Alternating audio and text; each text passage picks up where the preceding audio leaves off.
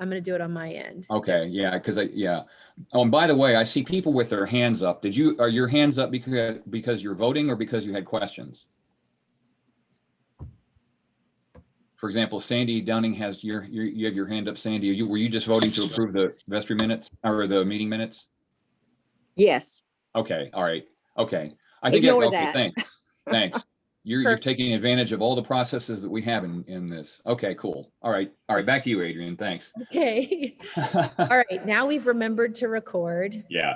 Nothing like first times to learn these things. So we have wonderful leaders who are stepping up to run for these vestry slots that are open. Also, Scarlett Gibb will be serving as our registrar, and Sharon O'Rear has agreed to serve as our treasurer. We are Sharon was going to be here as well. She is in the process at the moment of taking care of Bill Collings' house. They're about to put it on the market. And she's working with his son and taking care of the rest of the effects in his home. So she's not available this morning to be with us, but please welcome her and Scarlett into these leadership roles. We are truly grateful for their willingness to serve and for the team that we get to make together. Also, there have been a few staff responsibility and changes and additions. In the past year, we have invited Lee Emmons onto our staff. He joined us really when the pandemic started, and to take on doing some of the digital media work to make sure we could have worship pre-recorded and launched onto YouTube each week. And that was an incredible gift for us to be able to make that shift in March of 2020. And Lee has stayed on creating our website and doing digital media management. So we're really grateful for him being part of our staff. Also, in the past fall, we changed the position and created a facility manager position that we have invited Jay to continue on staff doing this facility manager work. So rather than being an events and facility coordinator, his work now includes a lot more management and oversight for our facility. And especially in weeks when we have a sprinkler flood, I'm really grateful to have a facility manager. The ability to take charge and lead us safely through all these kinds of responsibilities of managing buildings and all of the big complexity that goes into it. We really need Jay's skill and oversight. And he brings to it a wealth of skills, not only how to deal with the physical structure of the building, but how to manage the IT infrastructure, the technology and internet of our building, and to pull all those pieces together so we can serve the community. Sprinklers. And Function. I'm gonna get a few mutes going on here. And then also Alicia Turner's position has shifted some to give her more oversight and managerial responsibilities for our bookkeeping and also for the digital media and website work with Lee. So, and social media work, so communications. So those are three shifts that have happened in our staff, officially in job descriptions. But I just also want to say, we have, all of us had new job descriptions because of this pandemic. I know Adam never imagined this would be his job as a music director, to do everything through a camera and remotely. Reverend Jess and I are trying to figure out how to be clergy in these moments as well. How do we do all of our bookkeeping remotely? And Nancy has been an incredible gift, taking care of these buildings while they're in various stages of use and disuse. So it has been a team effort, and I am incredibly grateful to the staff and all of their hard work. It's just really amazing. So with all of that said, that gives you a lay of the land of some of the leadership that makes this place tick, and for whom I'm really grateful. I think it's time to turn ourselves to reports. And look at that, it's 11:51 and it says 11:50. It's amazing. So Jay Colley, please lead us into buildings and grounds. And while he's doing that, I think we can end the polling on the meetings from last week or last meeting. Everybody approved. So thank you again, Tina, and thanks everybody for you taking advantage of the poll. So I'm going to close the poll right now. So thanks everybody. And then Jay, you should be able to take over presentation if you want.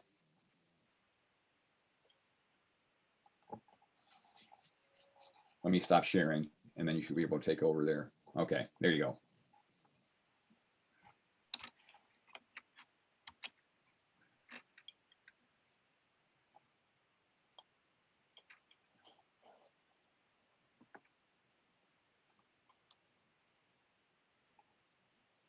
Okay, now you have to go to presenter. Yeah, right, up on here, right here.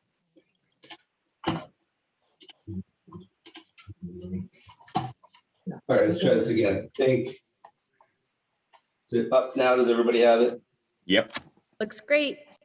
All right. So this is just going to be a quick highlight of 2020 for the facility.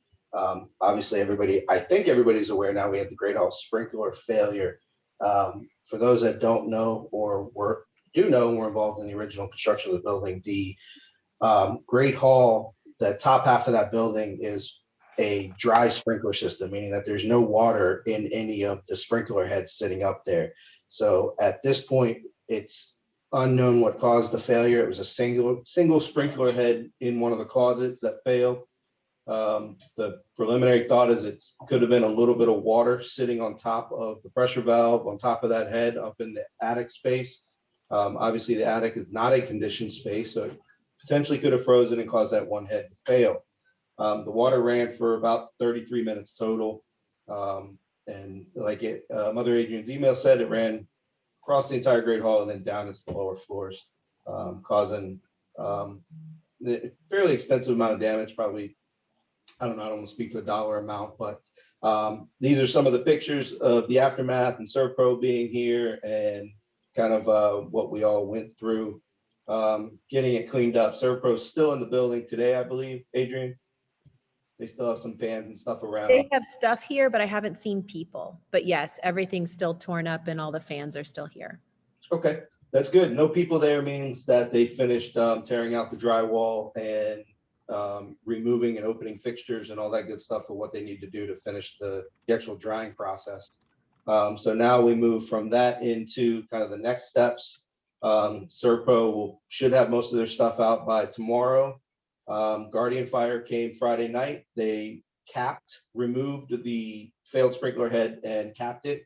And then they'll have to order a new one. So I'm not sure what the time frame is on that. But the rest of the sprinkler system is back online. So the building is back under fire watch again. We have some sporadic electrical issues starting to crop up. So been in contact with the electrician. They're going to come do an initial survey tomorrow. And then I've been in contact with Church Mutual to start the claims process with them. And the adjuster will be in Tuesday afternoon, along with George's Painting Inc. is the contractor that we have a healthy relationship with, and that's the same contractor that renovated the St. Paul's Chapel space. So we have a good relationship with him. So he was available to come Tuesday to do the initial walkthrough to survey what his work is going to be alongside Church Mutual's work. Does anybody have any quick questions about the sprinkler issue? And if you have a question, just raise your hand or unmute and talk. Or you can put it in the chat. Or you can put it in the chat. Thank you. That's great.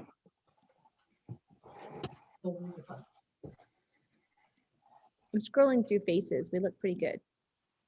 Okay. You can probably move ahead there, Jay. All right. So 2020 facility budget snapshot, 2020 operation budget. You can see there that budget includes what we do on repairing and maintaining the facility, from anything to do with repairs and maintenance. It also includes the utility bills, all the IT infrastructure, and things of that nature. The 2020 actual expenses are there, so you can see overall with everything that happened in 2020, we came in 4.5% under for those general line items. Now, this, just a note, does not account for any capital expenses. So that's strictly operational expenses. In 2018, when I came on with All Saints, I started an overhaul of the entire IT infrastructure. That's turned into a 2-year-long project. And at the time, what I projected for a timeline based on budgets that we had available and adhering to those budgets, I estimated it would take me about 2 years. And it was just shy of 2 years to complete that. So I completed it on time and actually for considerably less than I initially budgeted for. So that's why it was able to be completed quicker. And the biggest reason for that budget is all of that work was completed in-house. So I was able to do all that. So there was no outside expenses for that. The biggest thing that we gained for that now is it's a much more secure, reliable, and fully managed infrastructure, and it's fully scalable. So as needs grow and change, we have the ability to grow and change with it. Earlier this year, the end of 2019, going into 2020, an anonymous donor stepped forward to provide funding to renovate St. Paul's Chapel. So due to that generous donor, we were able to completely renovate St. Paul's Chapel. Unfortunately, that renovation finished right around the end of January, the beginning of February, just enough time for everything to go on lockdown. So I'm not sure how many people have been able to see that space. I'm not sure that picture even does it justice, because I can tell you it's absolutely incredible in there. So hopefully when everybody can get back, you can enjoy the chapel. Office space is also underwent renovations. The entire reception area was opened up to be much more inviting and just overall better flow of the space up there. All the offices were repainted. Thermo Fisher Scientific was going out of business in their Frederick location, and they were consolidating all their people to another part of the country, and they had fairly large office space. So Adrian was quick on the draw for that and notified me that that was happening, and I was able to contact them and go over, and they allowed us to basically furniture shop all of their facility for free. So we were able to outfit our conference room and all of the office spaces for people that wanted new furniture. So that was a fantastic windfall that we ran into. The hallways were repainted, picture rail was added so that we can now showcase All Saints art on a rotating basis without having to put holes and stuff in the wall. And yeah, the conference room table was, or the conference room itself was also completely done, repainted, cabinets, chairs, and then the furniture was donated by Thermo Fisher. Thermostat upgrade was a big highlight. That was something that I was looking at overall. The thermostats in the facility were unmanageable. There was at one point, I think 15 different thermostat makes, models, and types running all the equipment.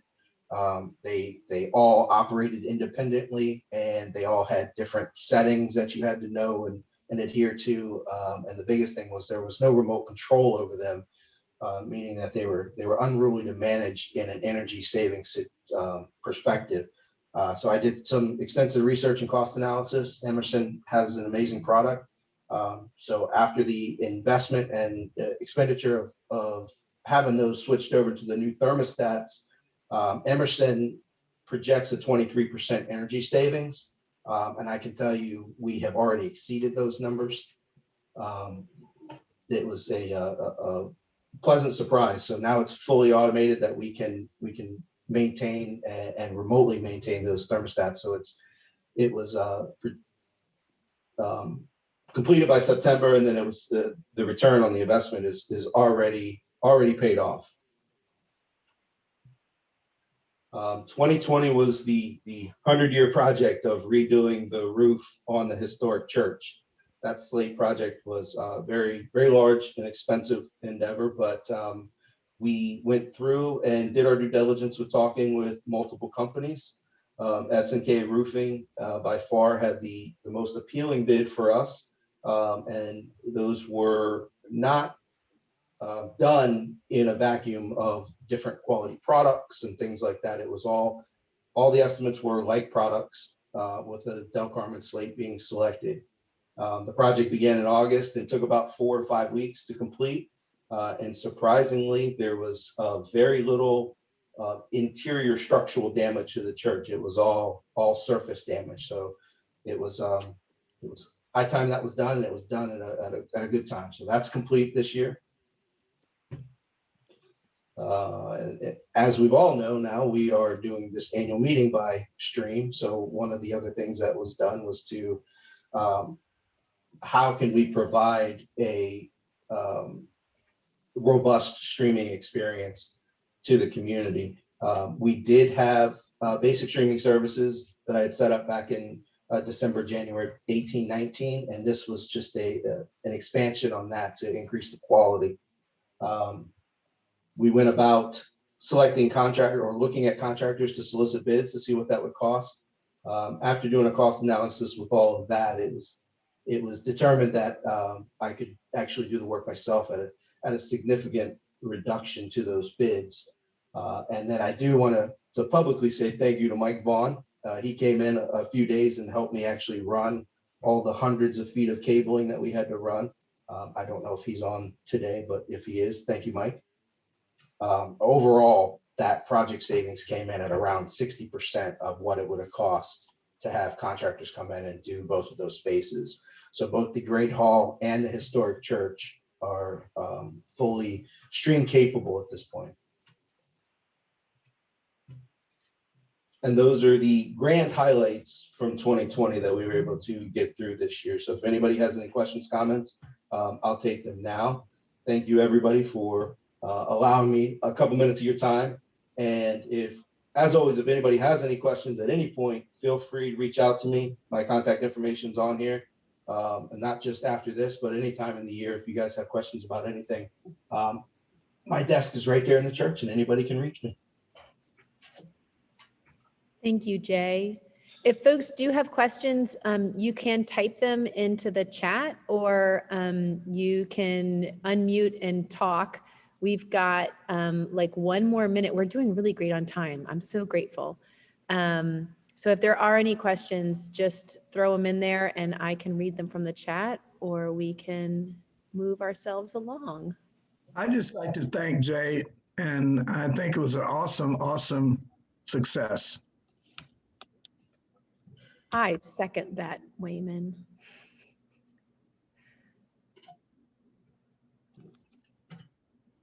Fantastic. Plus, we didn't ruin the budget either. So. Just like things go wrong in your own house, the same stuff happens here in the church. Close this line. All right, so we are moving right along. Marie is going to share with us information about our financials, looking back at 2020 and then also looking forward at 2021. Hi, everyone.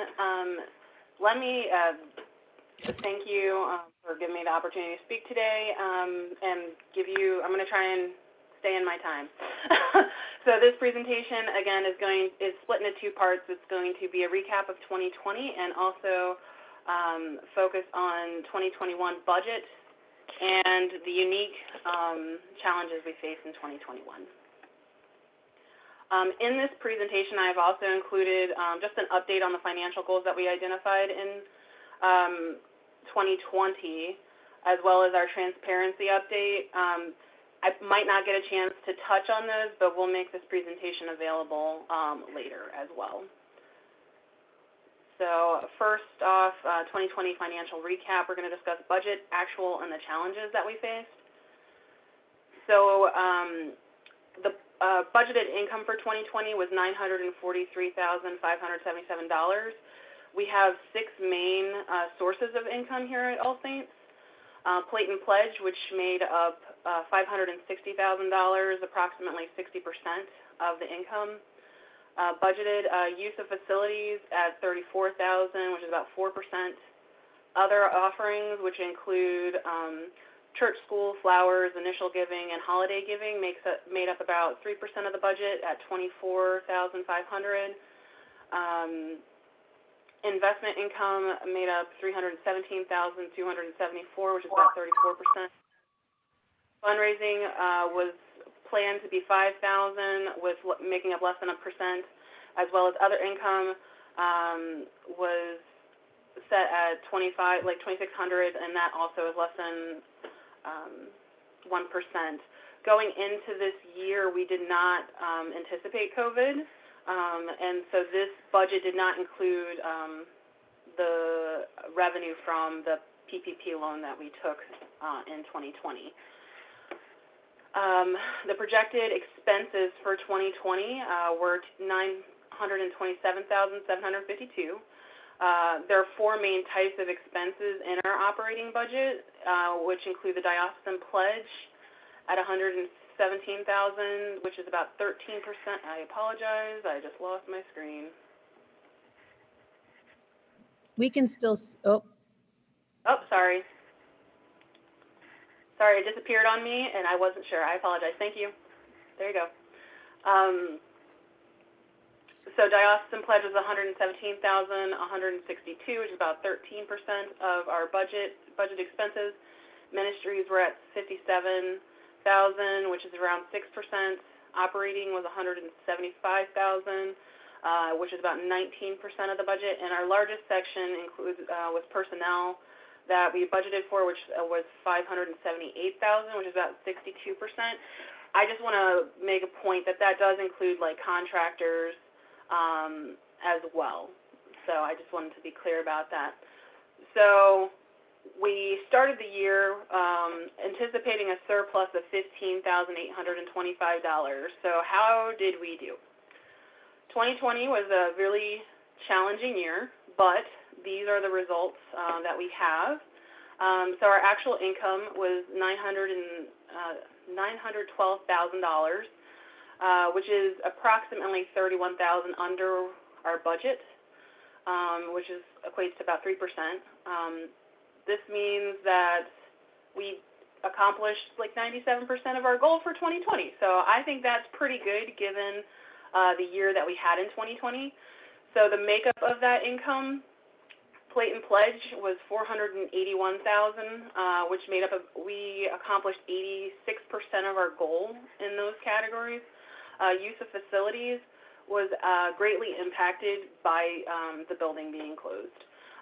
So the income there was $17,000, just shy of $18,000, and we only accomplished 52% of our goals. But that makes a lot of sense because the building was closed for more than half the year for that kind of income.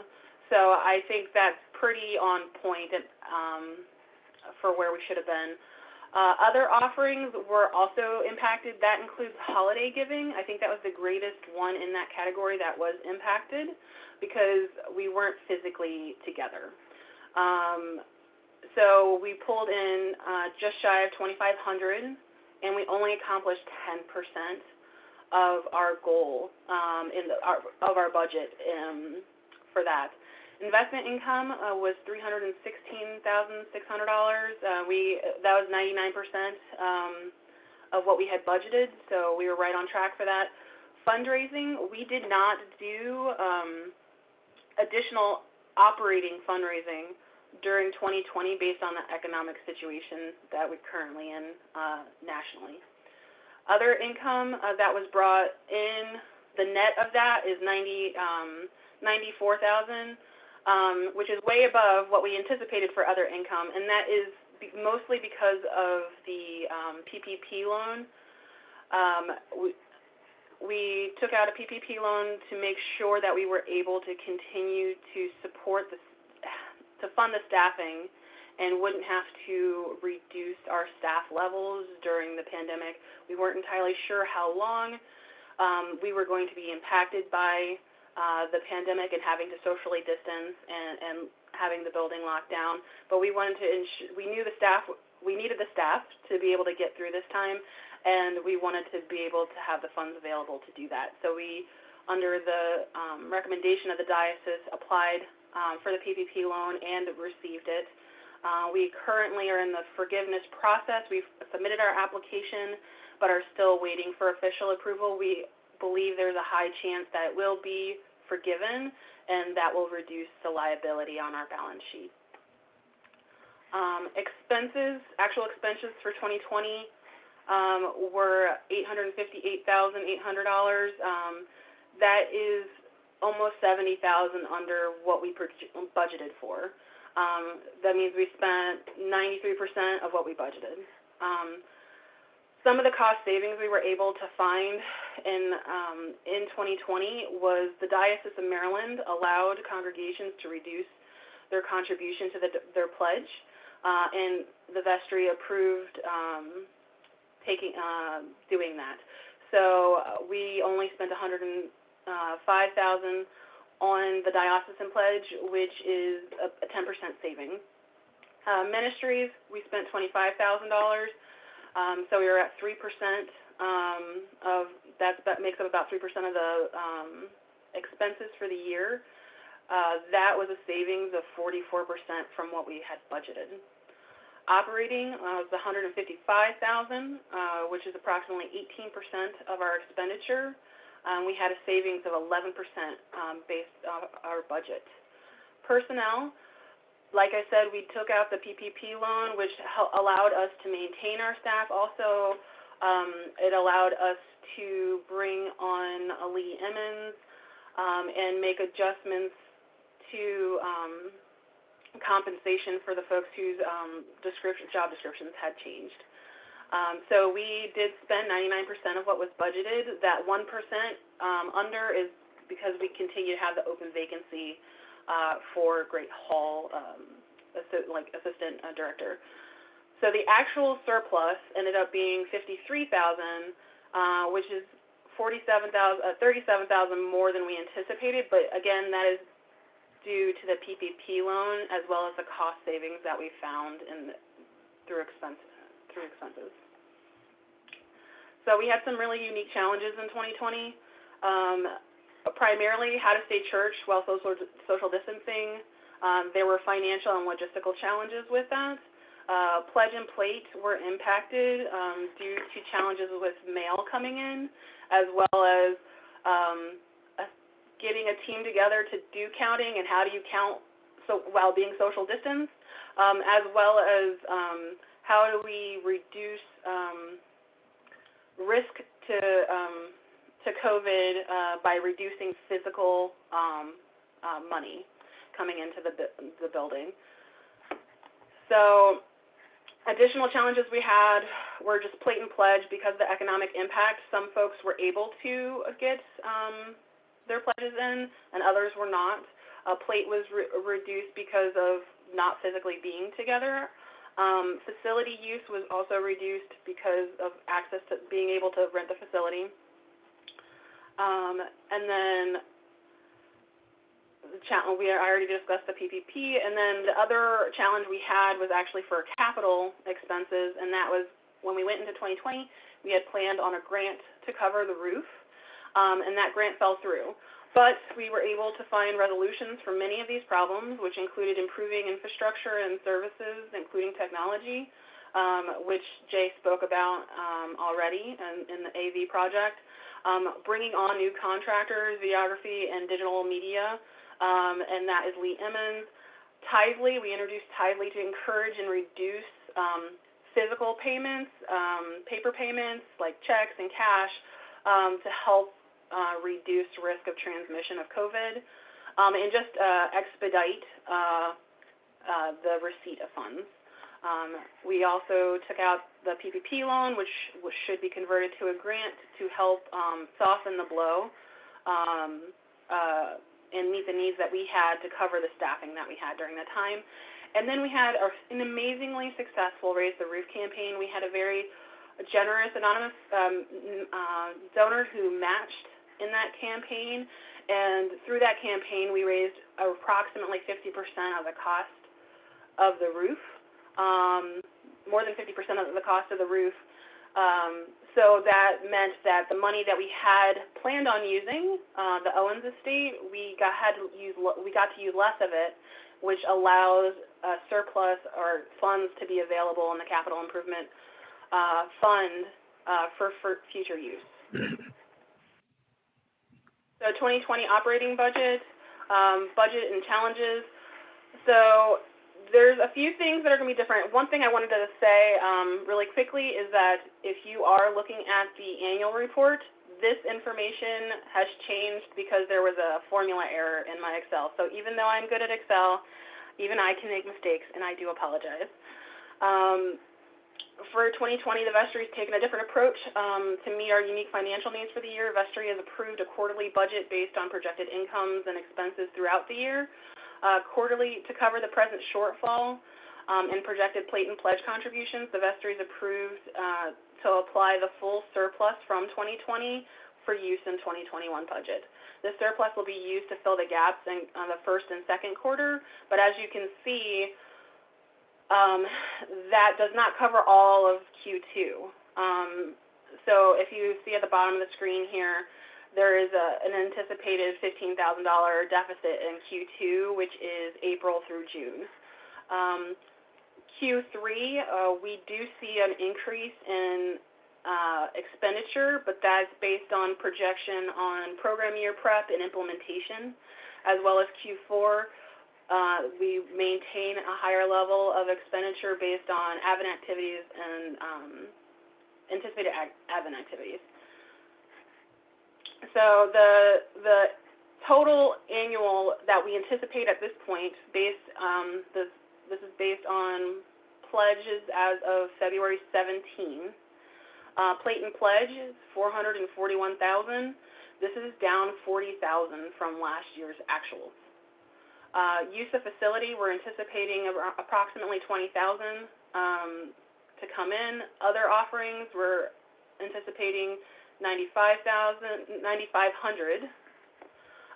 Investment income, we're anticipating $330,000.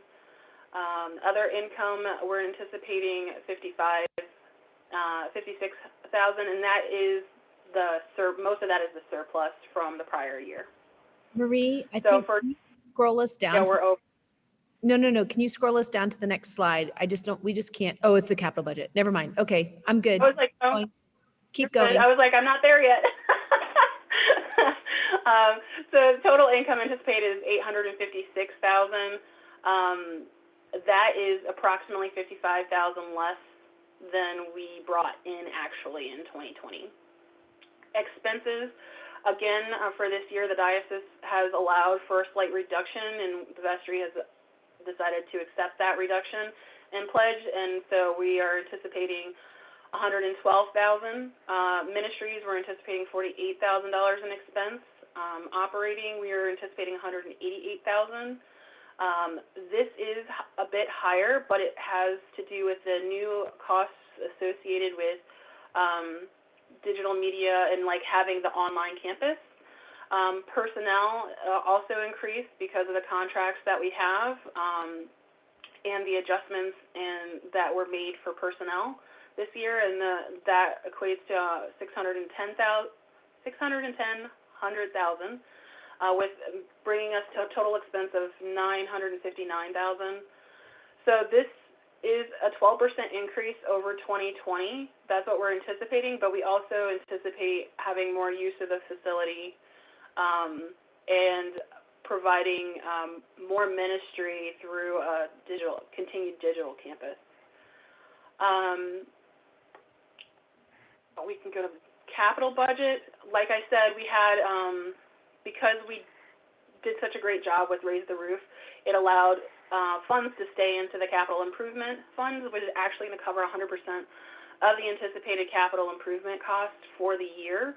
And those anticipated costs are $44,500. And we also anticipate having more, still having a balance in that fund for future years. So 2021's main challenges are related to income. The largest challenge we have is that currently is pledging. Currently, 2021 pledges as of February 17th were $111,000 short of our goal of $500,000. Another thing that's impacting income is the use of facilities. We do not anticipate seeing regular use of facilities until potentially July, which just reduces the window of time that we can make revenue for that. and the other piece is just the overall income gap. And this is what's different in your report, and I apologize, and that's $102,000, almost $103,000 a shortfall right now.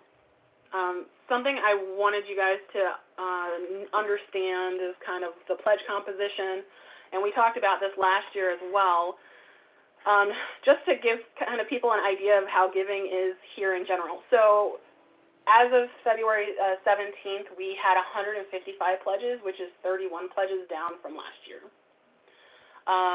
The bulk of, the average pledge is $2,500 a year. This is an increase of $78 from 2020. So for me, I was really happy to see this, because even though we know there's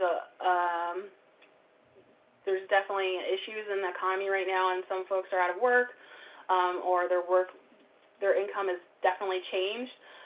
We have been able to not only continue to give, but to increase our average giving, and I think that's really significant.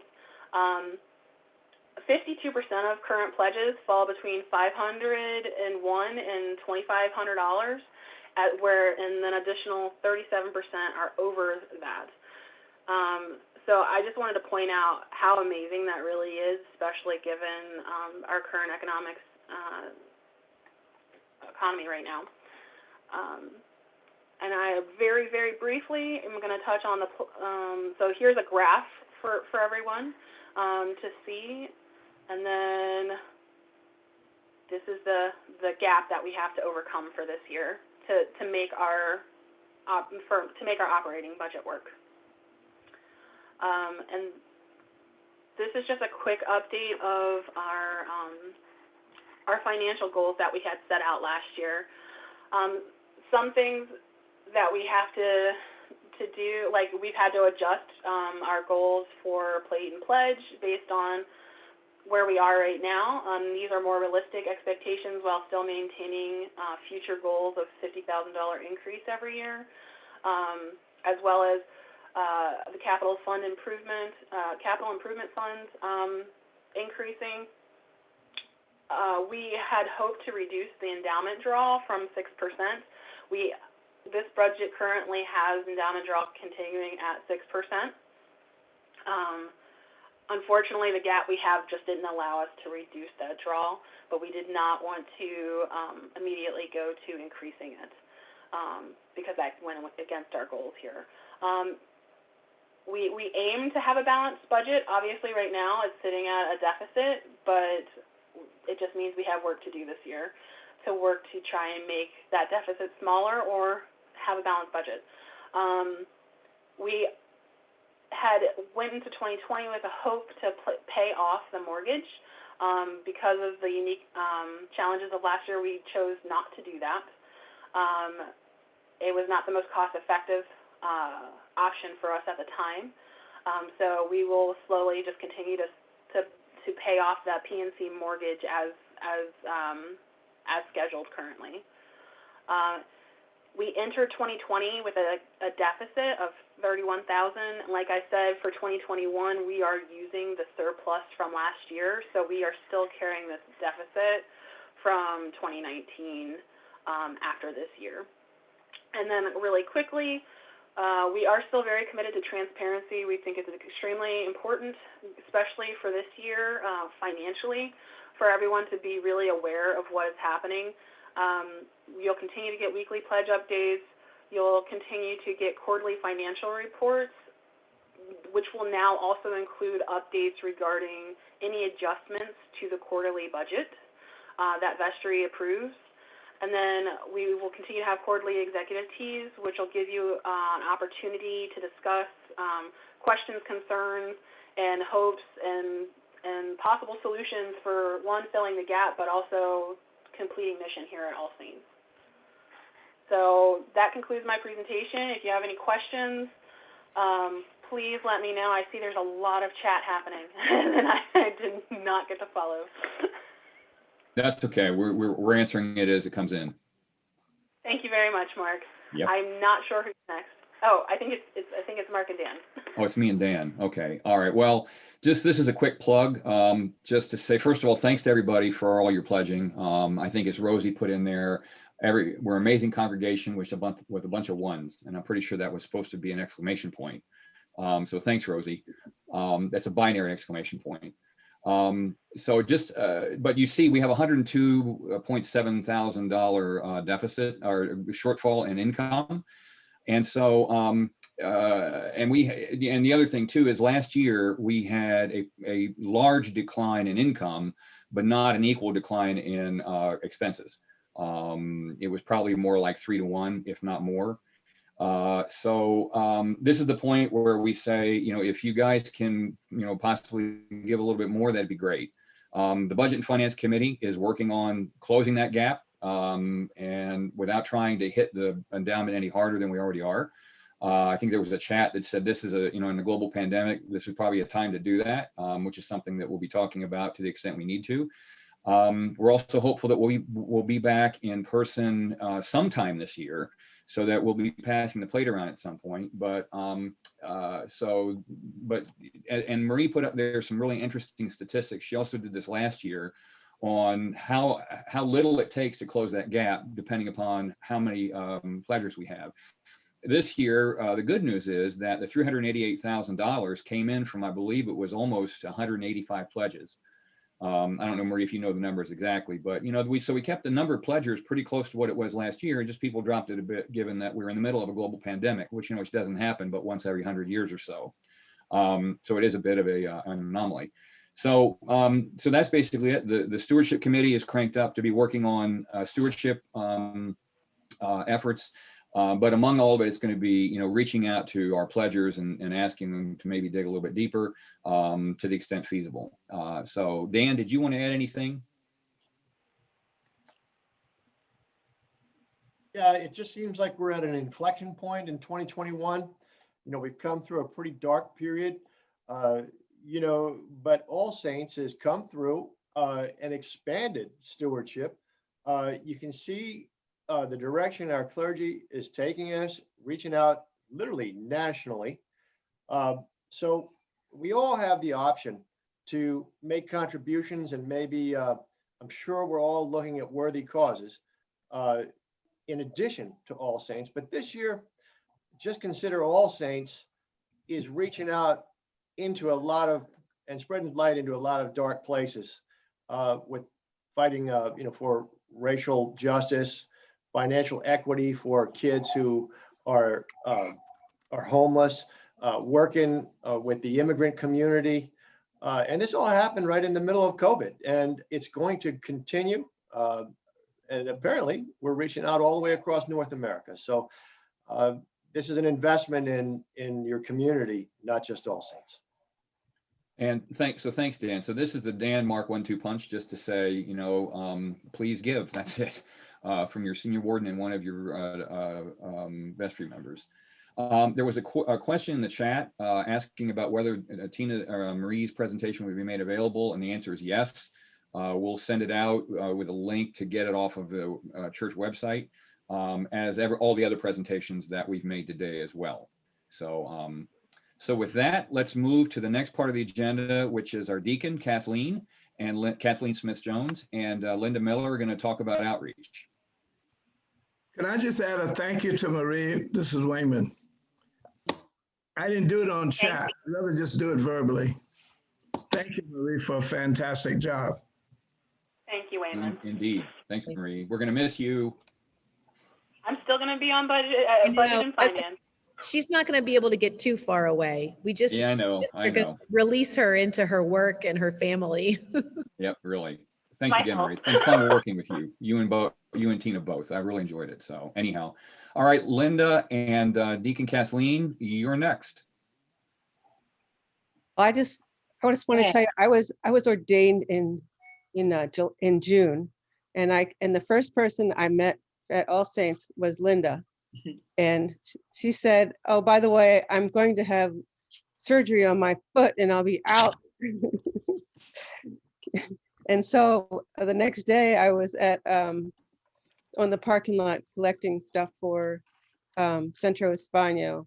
And we've been doing that well, we did it like every other week until the fall with food, and then we switched to diapers in the fall, and it's still going with a huge, I mean, I'm just shocked at the boxes of diapers that come in every month that we get. And I've also, because I also serve at Grace in Brunswick, I've been bringing my car sometimes already full before I get to All Saints, because they are helping us in this ministry as well.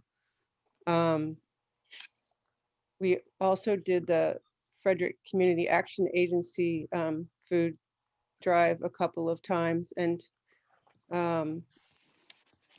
in September I went on a tour with the Religious Coalition for their new family emergency shelter that they're building on Hayward Road. Well, they're fixing an old house up.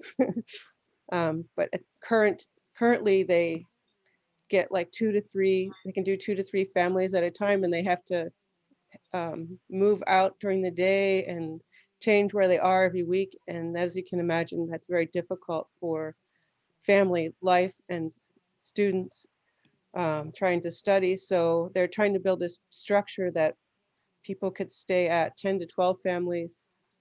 So we've been fundraising for that with all the churches in the region. And we were able to go from pledging $10,000 to pledging $25,000. And we're pretty darn close to reaching that pledge, which we still have another couple of years to meet that pledge.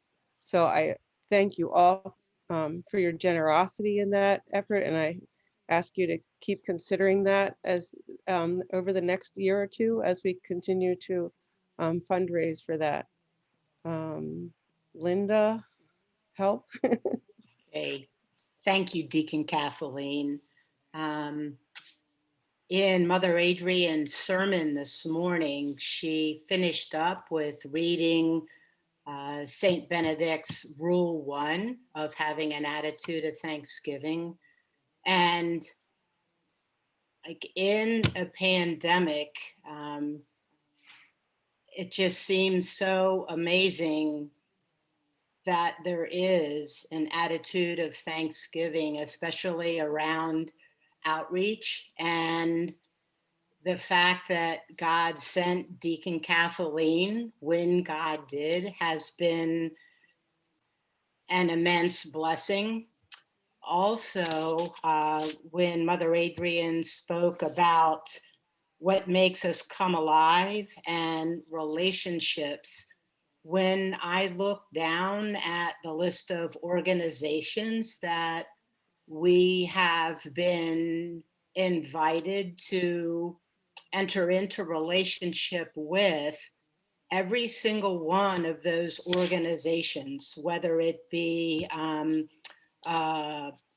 what we're doing in partnership with Pastor John in the Hyderabad area, Centro Hispano, the Religious Coalition, Frederick Community Action Agency, the Gale House, Blessings in a Backpack with Asbury, all those seeds were planted before the pandemic. And those relationships were in various stages of deepening. And then during the pandemic, those connections were able to lead us to help other people and to be transformed and to feel like when we're cooped up in our houses, we can still reach out and see faces that are masked, but still smiling. And if I could put the different outreach ministries into maybe 3 different groups, like Mother Adrian said, so much involves food and feeding people and also being fed ourselves. And in that category, 105 people have volunteered. And keep in mind that the number's actually a lot higher because some of the same people keep showing up again and again And of that number, 86 volunteers. It's their first time in 2020 being involved in outreach ministry. And in the community, more than 3,300 people were served food, and it's probably even a lot higher than that. Then with in the category of health and family, with the diapers that Deacon Kathleen talked about. And then when we were in the visioning process, Linda Proctor had invited me to go with her for a one-on-one conversation at the Frederick Senior Center. And so it was through that meeting that I was able to reach back out to them in the pandemic. And so many of you donated adult coloring books and word finds and things to bring joy to some of the most vulnerable seniors who were homebound. So the list just goes on, and it is really, outreach seems to be something that is helping us to be more alive and to be connected with our community. And we are going to be gathering. There's a small group of people who have already agreed to meet on a quarterly basis, and you'll read about this more in tomorrow's outreach e-blast, and it will show up again until just before March 15th. We'll meet by Zoom from 7 to 8:30 in the evening, and all are welcome to give feedback, to share any thoughts and hopes and dreams that you have, and especially to see how we can grow deeper into relationship as we're able to be out and about more in the local community and also in India. So just thank you, All Saints. Thank you, Linda and Deacon Kathleen. Fantastic work that you're leading us in doing, and inviting us into our giving hearts and doing what love requires. I'm really grateful. Just also want to say, for people who haven't had an opportunity to meet Deacon Kathleen, you are missing out. And I know as soon as we're able to be in each other's space again, that's going to be an awesome opportunity to build relationship. She is a deacon for our whole Frederick region, which means that she spends Sundays at other churches. She has a foot at Grace Brunswick as well, in which she serves as a deacon there liturgically. But she is a great leader to help us be connected with the other Episcopal churches in our region as well. So I'm really grateful for that. I think we turn our attention to Amy Isaac and Angie Richards. They're going to share with us a little bit about our Ministries of Social Justice and Anti-Racism. I love where this is in the agenda, because I feel like Dan mentioning racial justice and then what Linda and Deacon Kathleen said led right into us talking about social justice and anti-racism. Although I feel the need of my second grader, like a wiggle break. I hope everyone's on on their gallery so we could see that we're in this together, leading into this conversation. When we talk about social justice and anti-racism, we're talking about a commitment as a church and as a community to show up daily and work together on this journey. It's a lifelong learning for social and racial justice. It's a commitment to listen, learn, and act, while always centering those voices of the lived experiences along the way. We have recognized 3 areas of growth in this: education, relationships, and action. So in 2020, we continued to work toward the wider Episcopal Church of becoming a beloved community. And in the journey of seeking racial healing, reconciliation, and justice. And throughout the year, we've done multiple things gathering together as we could, with COVID, obviously. This year, we engaged in dialogue on race and relationship building and adult formation. We did weekly Zooms and are doing weekly Zooms with Asbury, which was a relationship, a seed that, as Linda had said, that was planted before COVID and before this year. We engaged in the Black Lives Matter marches, and many of our members have registered and engaged in Halos, Race and Real Talk, which is very fruitful conversations that we're taking into our community as well. So we started the year sitting around the labyrinth and using the Sacred Ground curriculum. Yeah, I know, I'm seeing it. And there are even chairs around there and the table in the middle. So we started our year sitting around, engaging in media, readings, and dialogue together on race and lived experiences and the impacts of racism on in lived experiences, using that Sacred Ground curriculum that the Episcopal Church, a resource with the Episcopal Church. So while that formation was paused due to COVID, we recognized the need to keep these conversations going and the fruitfulness of these conversations. So we engaged in another learning opportunity using Abram Kendi's book, How to Be an Anti-Racist, as well as podcast documentaries and meetings in the Zoom meetings. But as a church, we had made and are making a commitment to show up daily and engage humbly and work within our congregation and our community, surrounding communities. So we knew that this book study wasn't really just a book study. It was a step on our journey in this work around social justice and anti-racism. So the book study did create fruitful conversations. And as a step in a journey, it opened up a deeper desire and invitation to work together more deeply in beginning conversations about reparations that are starting this year.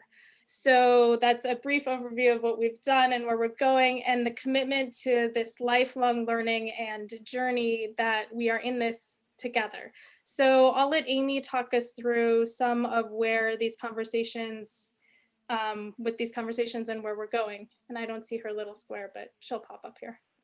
Here. Oh, there she is. Yeah.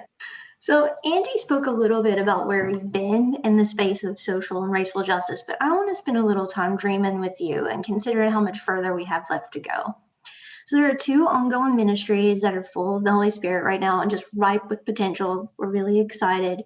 On Thursday nights, members of our parish join with members of the congregation of Asbury for a conversation about race and equity. Historically, we've referred to this meeting as the Thursday night Asbury conversation, but it has truly transformed itself into its own beloved community. This connectivity was not born out of a desire to respond to the murder of George Floyd. It had started before that and met twice on a monthly basis.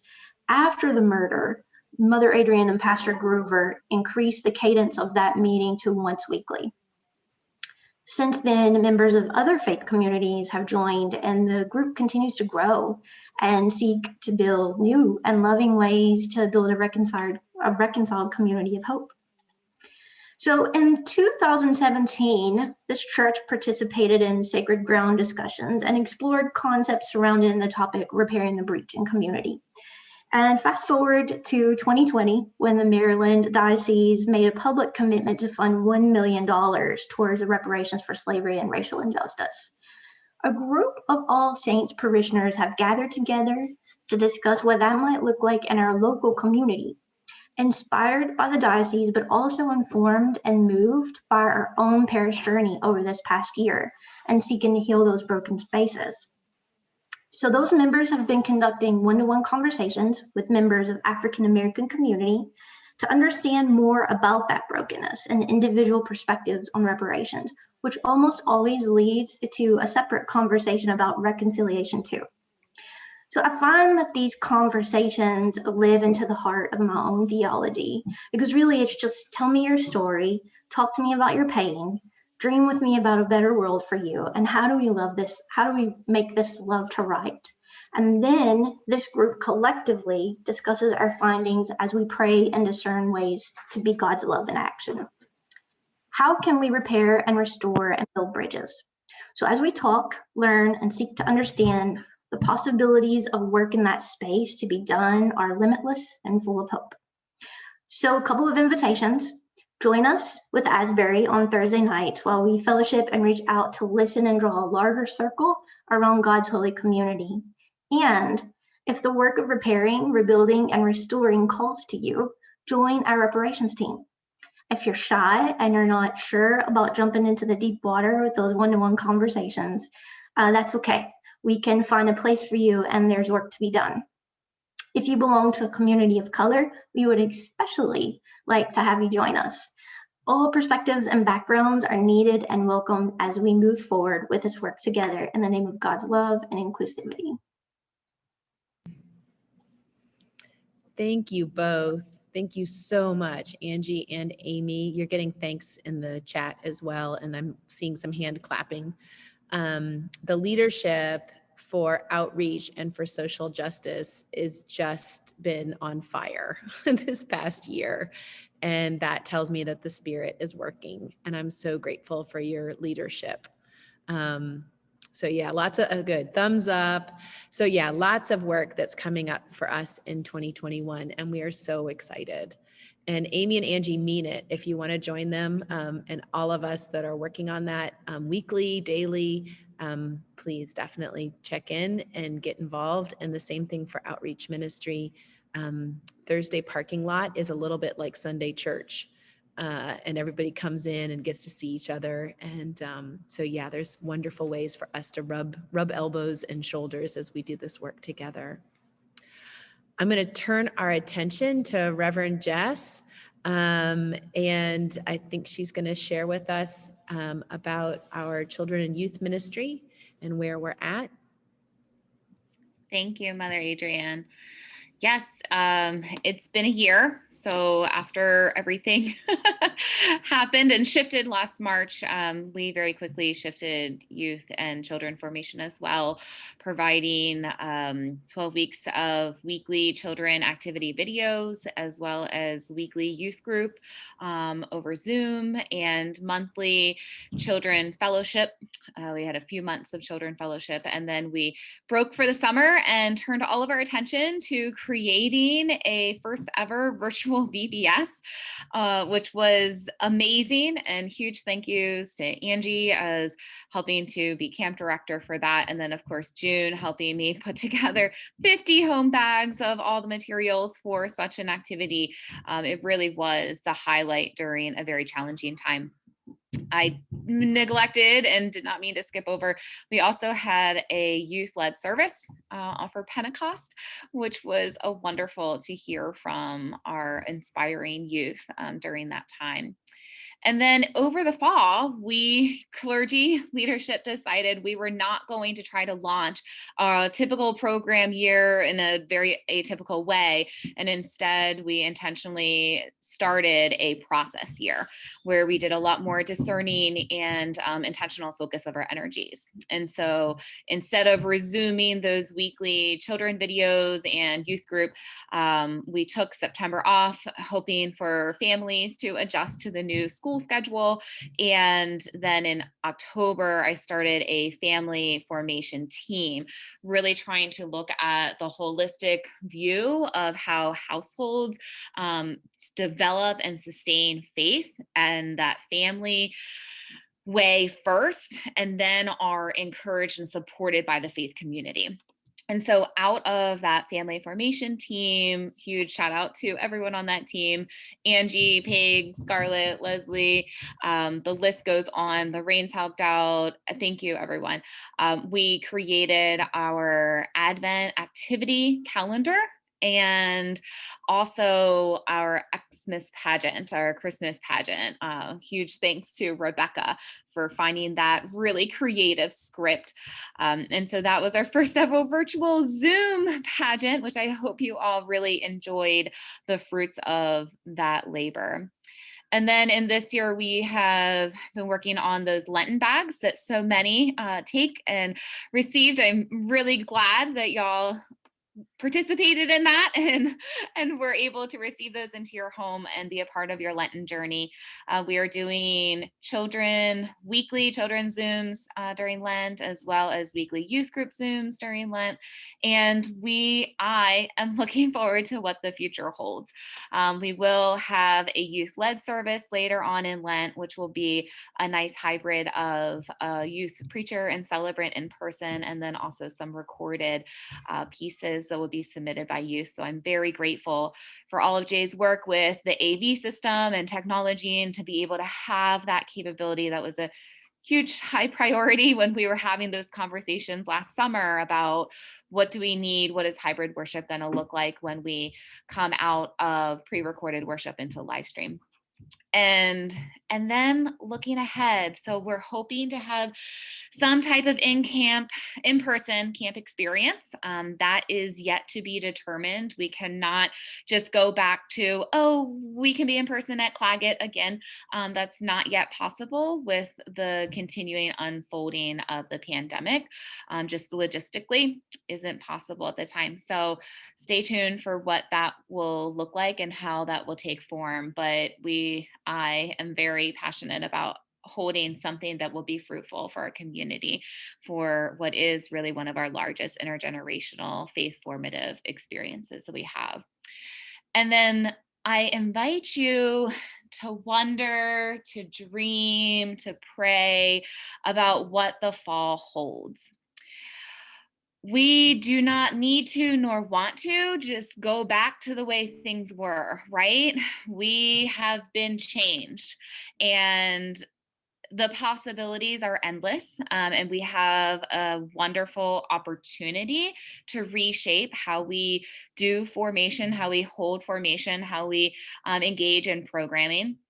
For instance, I never would have thought that a Friday from 6 to 6:30 p.m. would be the best time for children formation. And yet that is what's happening right now. We've had 12 households sign up for the past 2 weeks. It's been an amazing Friday night, and it works because it's on Zoom and kiddos can eat dinner, or parents can cook dinner while the kids are in the playroom doing children formation, or they have their own setup at home, or they're driving to ballet. And it makes faith accessible in a way in which I had not thought about. And so I invite you all to also kind of open and expand your mind that when we get to the fall, well, really, we're going to start planning this now, but that once we get there, that it's going to look different, and that's actually a really good thing. How can we hold things that we can still, yes, meet in person when we're able to safely, but also embrace the gifts of technology and embrace the learnings that we've been given over the past year. And so what that looks like, I'm not sure. I'll be developing, Mother Adrian and I'm sure we'll be pulling together a team to better discern how we can move forward and what makes sense for us now. And if you are feeling a tie or pull to that type of discernment and ministry, please reach out to either of us. And some of our folks like the family formation team, I'm sure will also be a part of that conversation. I think that's all I have, unless Mother Adrian, you had something else that you were hoping that I would address.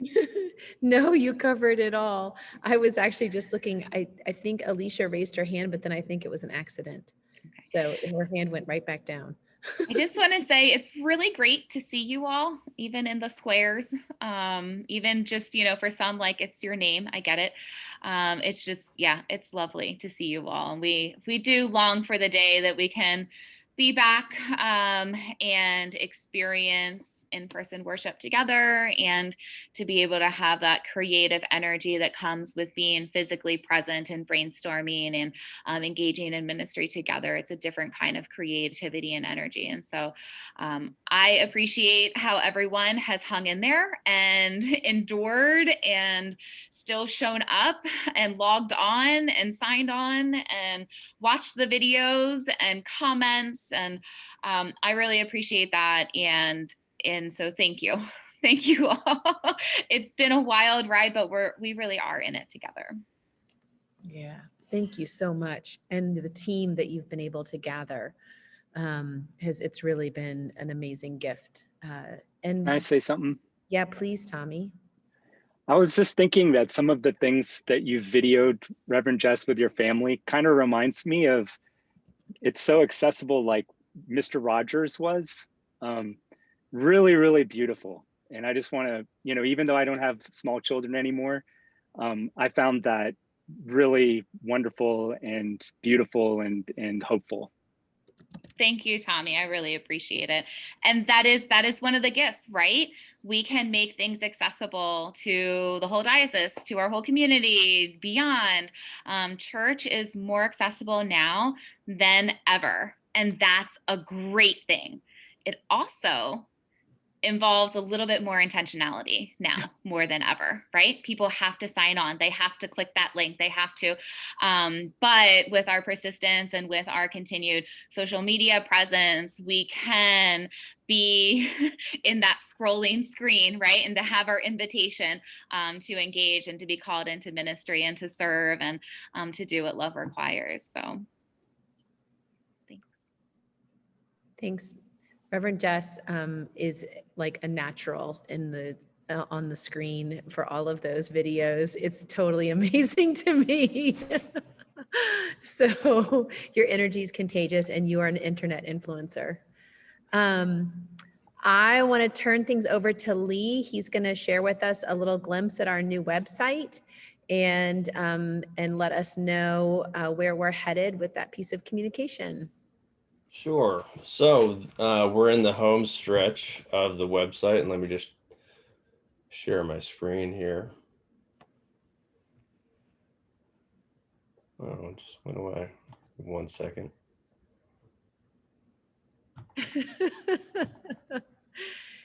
Yeah, Lee's got the right like internet developer vibe going on. Oh. So forgive me 1 second here.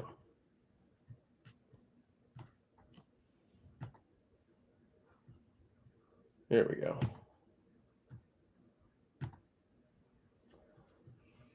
So we are heading into the home stretch here with this. Almost all the content has been created as pages on the website, and we're in the process of,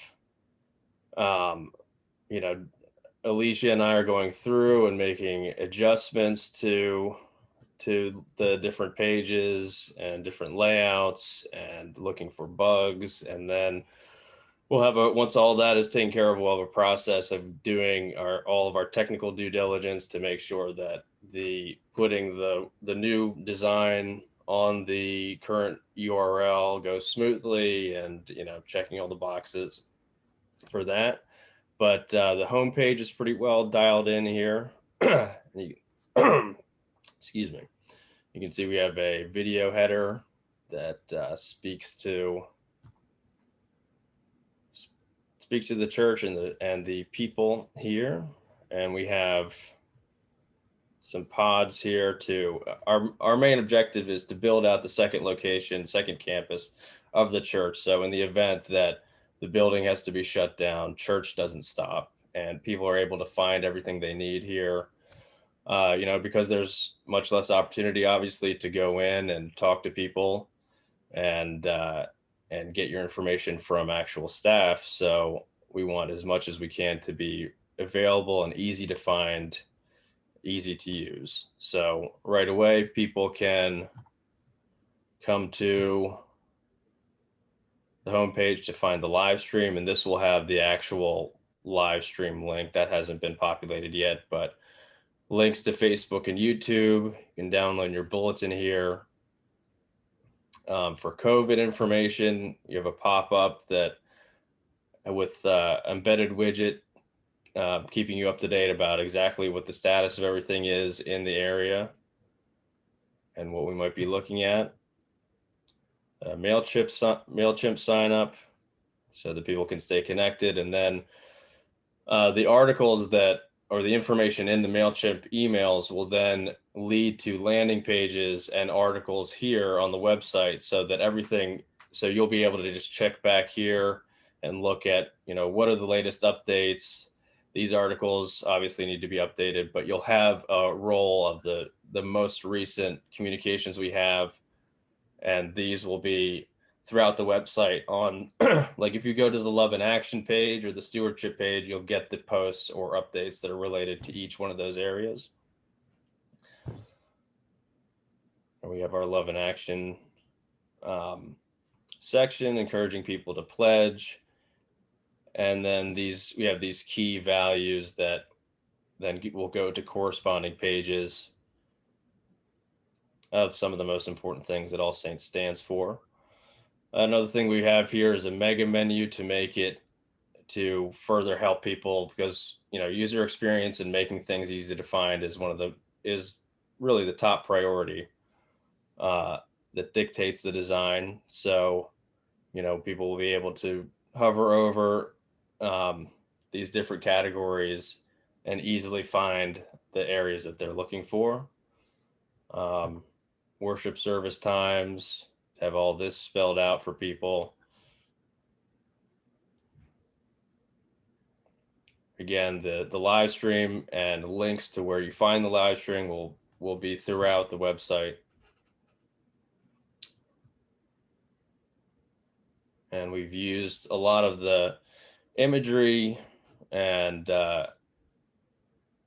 the things that we've been able to do with video production throughout the year and incorporated them into the design of the website as well.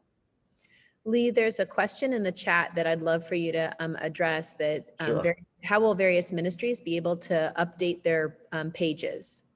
Yeah, so the next phase of the design is to train people to go into the website and use this theme, which is meant to be user friendly and meant to be something that people don't have to. You don't have to know coding. It's basically works like a word processor, and there will be layouts that you can go in and use where it will be clear what the different sections of the page are, so that you'll have an article template and a page template and the different layouts that we've established here. And you'll be able to drop your information in just like you're using a word processor. And so the different ministry leaders will have user profiles. They'll be able to log into the website, add their images and their text, and publish, and they will go under the different categories. And you'll have, through the settings, they'll populate a section like this where they'll go to the head of the Love in Action category or whatever the different categories are for the corresponding ministries.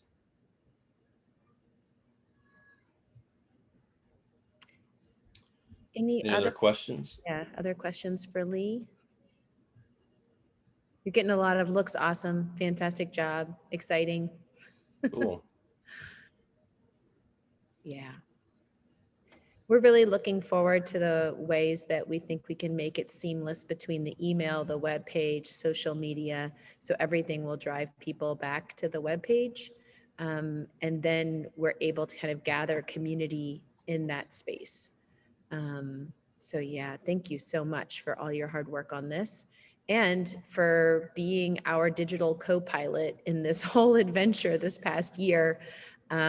Between you and Alicia's leadership, and then Jay making sure we have the AV technology and the infrastructure here on campus, it's been a real community effort, and I'm just really grateful for all of your attention to this work. It's huge. Thank you. I'd just like to add one thing. Thank God for you. For you. I like to add that in. We are so wonderfully blessed, and I just don't know what words to use to just express how blessed All Saints and our community is to have not only Mother Adrian, Reverend Jess, and then this young man is unbelievable. Thank you, Wayman. We're feeling blessed. Yeah, definitely. We couldn't have done this pandemic without you, Lee.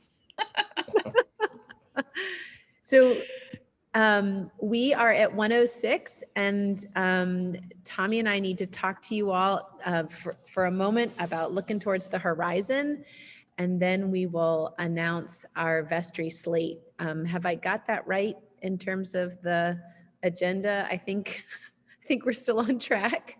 So I want to ask everybody who is gathered to take a moment and just look. You've been staring at a screen.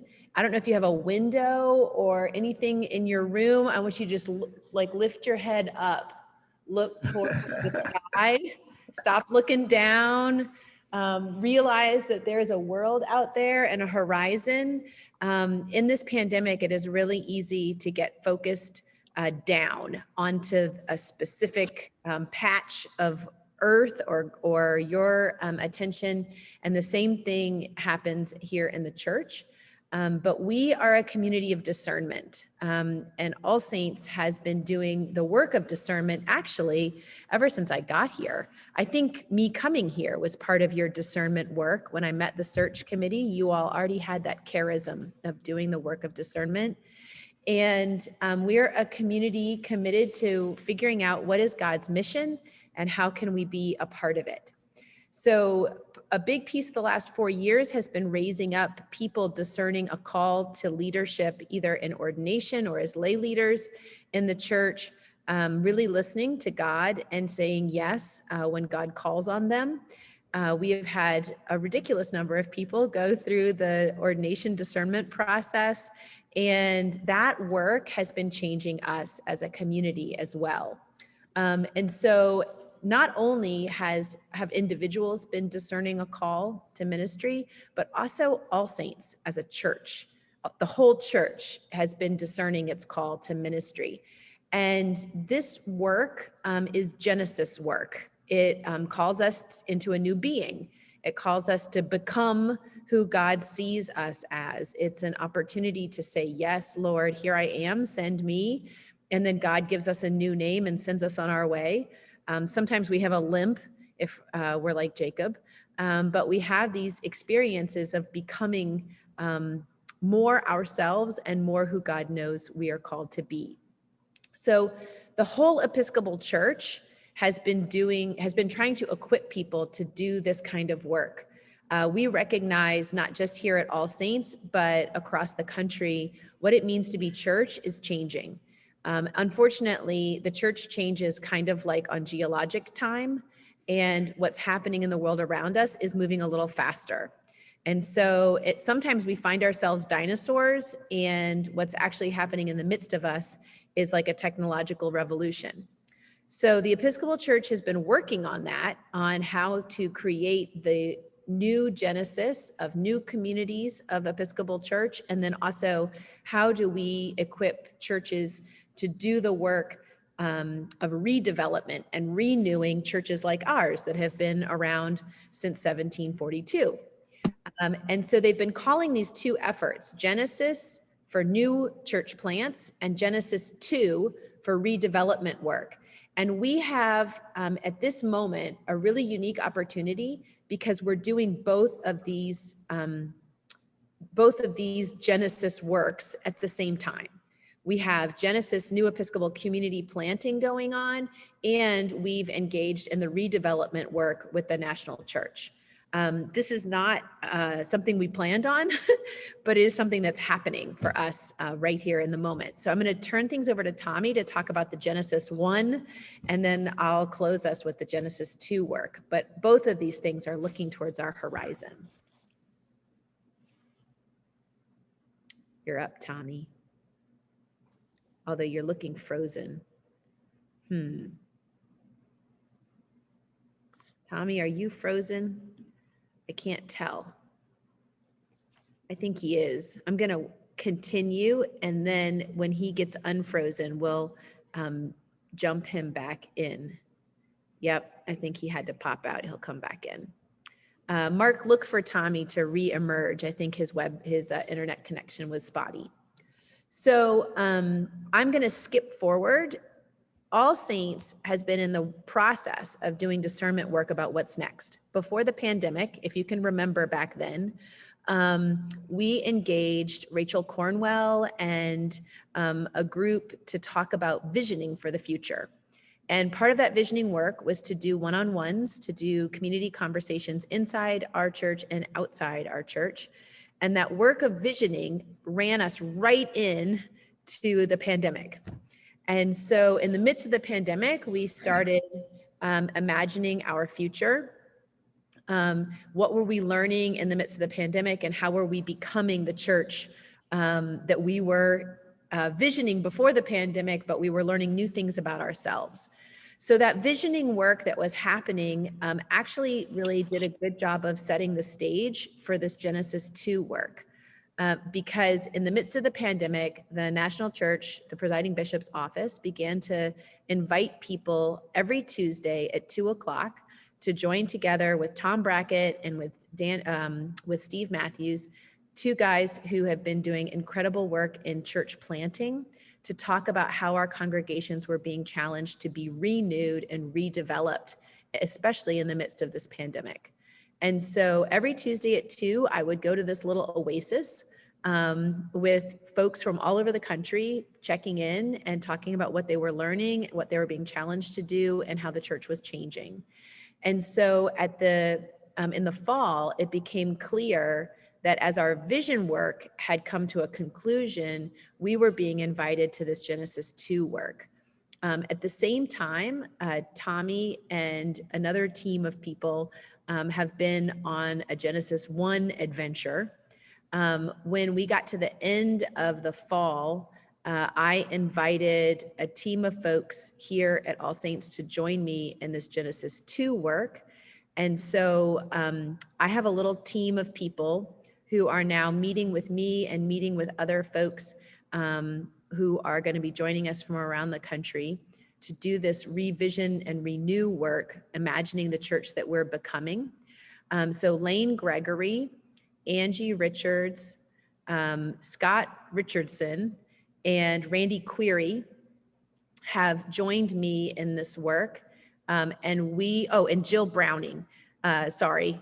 And we are working together, meeting every other week and imagining what All Saints is becoming. And so that's the Genesis 2 work, and we're being supported and nurtured from the presiding bishop's office and in relationship with 11 other congregations across the country that are going to be part of this project. So now that Tommy's back, I'm going to let him tell the Genesis 1 story of how he got involved and the team that he's been pulling together. Okay, yeah, sorry, I don't know what happened. My computer dropped me, so I called in on my phone. So just a little bit about the new Episcopal community work of Genesis 1. So there's actually 3 interlinking rings here. There's the Diocese of Maryland, there's the National Church, the Episcopal Church, and then there's All Saints. And all 3 have been in discernment, as Mother Adrian has been describing. And what the Diocese of Maryland recognized was that there is a really fast growing community in Frederick. It's actually the fastest growing community in all of Maryland, which is Urbana.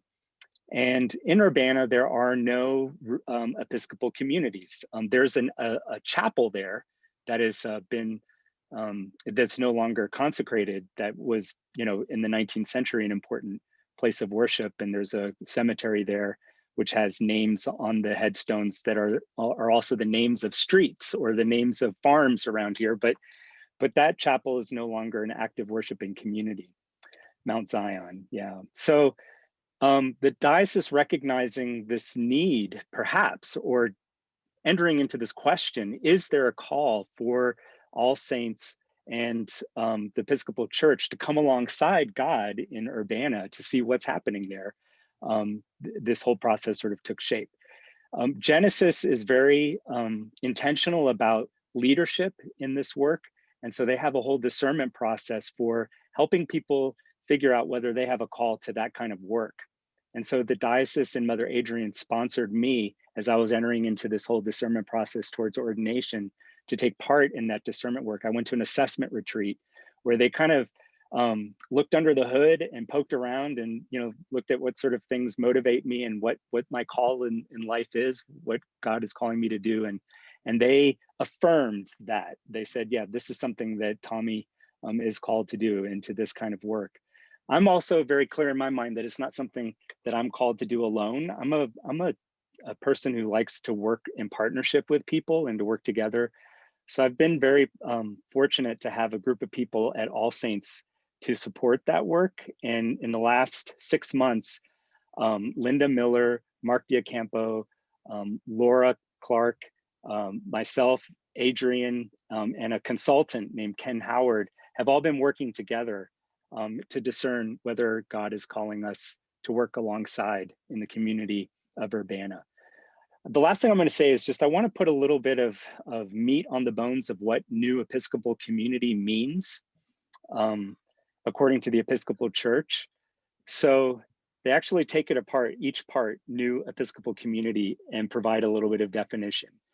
New means distinct and different from existing churches and institutions. So we're not about going and planting a mini All Saints, just to be clear about that.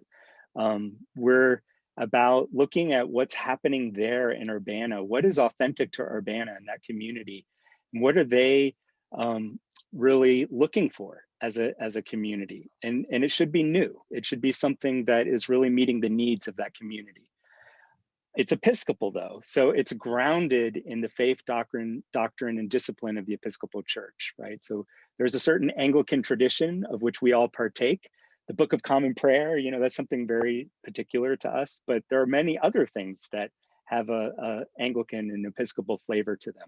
So for instance, our fellowship, the way that we engage with each other and are open to each other and caring for one another. And then finally, community. They take this idea of community very seriously, designed to be a place of encouragement, care, and accountability. All of those things are things that I think are true about All Saints. And the idea is that any new Episcopal community that were to emerge in Urbana would have to have that quality, right? It would need to be a place that is a place of encouragement, care, and accountability. So that's the work we're doing. We're in the process of applying for another grant. The diocese is completely committed to this. There is a lot of support within the diocesan staff, the bishops. We meet on a monthly basis with Bishop Eloff and Canon Scott Slater and Mary Sellerud, Canon Mary Sellerud, to update them on what we're doing. We have a lot of support in terms of the long-term effort that this involves. This is not something that you can do in a day or even a year. There's a commitment to over 5-7 years of really supporting this work. And it's part of my overall path to ordination. So my seminary is supporting this work. This is where I will be doing my field work, my field development and internship. And I have all of the support of CDSP behind me for that work. So that's sort of the overview of what this is. Interlocking rings of all of these different communities of intention within Episcopal groundedness who are working with God in the community of Frederick and Urbana to see what we're called to do there. Thank you, Tommy. Oh, one thing I just forgot to mention. This is important also for All Saints because what we learn about the community in Urbana will feed directly into the work that All Saints is doing in Genesis 2, right? So part of that redevelopment work, that sort of finding out what All Saints is being called into in its next century, maybe. I mean, we talk about a community with roots, is about learning what's happening in the community around us, right? And so this is another avenue for All Saints to be engaged with the larger community. Yeah, I'm done now. Thanks, Tommy. So just to say, the work that we're about is being All Saints and becoming All Saints all at the same time. So we are, you all gathered here at the annual meeting, the vestry slate that we're about to announce, the leadership that will continue to rise up and the people who will continue to come and find Christ in the midst of us. and the people that we will meet out in the community where we will find Christ in the midst of Frederick and beyond. This is the work that we're called to. This is the people that we're becoming. And the truth of the matter is COVID and this pandemic, they've changed us. They've also helped us realize and see things that have always been there, and that we now really need to focus on, and that we need to be intentional about being God's hands and heart and work in the world. So I'm really simultaneously excited to see what's happening next, and also recognizing that we need to gather ourselves, our resources, our intentionality, our creativity, all the learnings that we have in our past. Liz Chateau brought up a church plant that did not last very long, The Gathering, that people in this community probably remember. Those are incredible learnings for us to draw from, and also to continue this work that God has called us to. So we don't want to leave stones unturned. We want to continue to grow together, and we need everyone's participation in the work that's ahead of us. So if you're interested in the Genesis 2 work, give me a holler. There is room in that work to be a part of that. If you're interested in church planting and in the Genesis 1 work, reach out to Tommy. He's moving into the next phase. He's going to be a farmer, a seed farmer. And we're looking forward to seeing what kind of community that is being planted in Urbana. We don't know what kind of plant it is, and that's an exciting adventure too. I need to turn things over, I think, to Mark, so he can give us, Mark and Linda, so they can give us a response about how our election went. Okay, thanks. And thanks everybody for hanging on a little bit longer than we planned. As you can see, no little virus is going to keep us down. We have been probably as active this year as we've been in any year, probably more so because we've been trying to figure out how to make it through all the virus. And so thanks to everybody for all your work and all your participation. We're almost done. So my co-judge, Linda, and I have met. We've certified the results, and here they are. So the class of 2024, which will be the 3-year term, are the folks there: Amy Isaac, Michael King, Hillary Pettigrew, and Wayman Wright. So thank you guys for running and spending a 3-year term. And then the 2022, the 1-year term, will be Jim Filson and Leslie Skirms. We had 124 votes cast, which is awesome, over the course of a week. So thank you. A lot of those votes came in over the last few days. But thanks everybody for running. Normally when you run for vestry, there's a chance you won't get on. And so people put themselves into this with that in mind. This is like T-ball, everybody gets something. But thank you all for running, and thank you all for making a commitment to All Saints. And many of you all are brand new. In fact, I think you all are brand new except for Wayman, to vestry at All Saints. So it's going to be fun working with you all. We're really looking forward to it. And I thank you all again for running. So with that, Adrian, I'll turn it back to you for closing prayer. Perfect. Congratulations, everybody. If you want to, you can unscreen share. If you all want to put it into gallery view so you can see each other's faces. I know at my computer, I've got 3 screens full of faces. It is grateful. I'm just grateful to see you and to know that we are still connected. I feel like a sheep farmer without any sheep. It makes me sad. But seeing you reminds me that the sheep exist. So we continue to trust that God knits our lives together. So I'm going to offer up this Lenten blessing. Reverend Jess said it from the altar. I'll say it again.